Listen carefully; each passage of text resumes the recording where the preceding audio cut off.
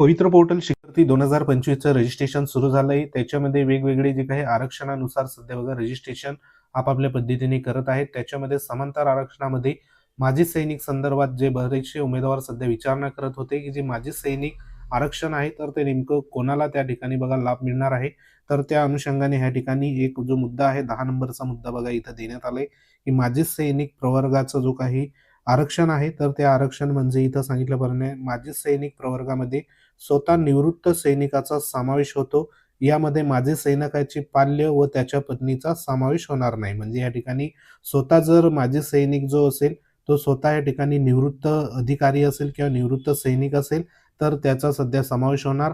त्याचे जे काही पाल्य असेल किंवा पत्नीचा या ठिकाणी बघा त्यांना कोणत्याही प्रकारचा लाभ होणार नाही. तथापि बघा शहीद सैनिकांच्या विधवा पत्नी किंवा मुलाचा अथवा अविवाहित मुलीचा समावेश माजी सैनिक प्रवर्गाच्या आरक्षणामध्ये नोकरीसाठी होईल.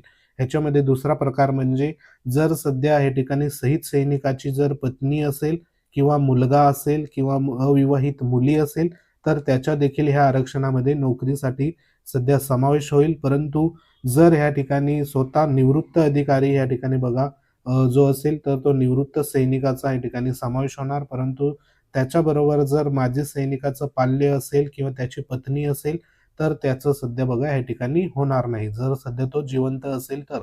परंतु शहीद सैनिक असेल मात्र त्याच्या पत्नीचा किंवा मग मुलाचा किंवा मग या ठिकाणी अविवाहित मुलीचा समावेश मात्र माजी सैनिक प्रवर्गाच्या आरक्षणामध्ये नोकरीसाठी या ठिकाणी होणार आहे. तर हा एक महत्त्वाचा या ठिकाणी माजी सैनिक संदर्भात नेमकं कोणाला या ठिकाणी लाभ मिळणार आहे तर त्या अनुषंगाने ही एक माहिती होती. अशाच प्रकारच्या माहितीसाठी वेळोवेळी भेट देत राहा आपल्या चॅनलवर. नवीन असाल चॅनलला सबस्क्राईब करा.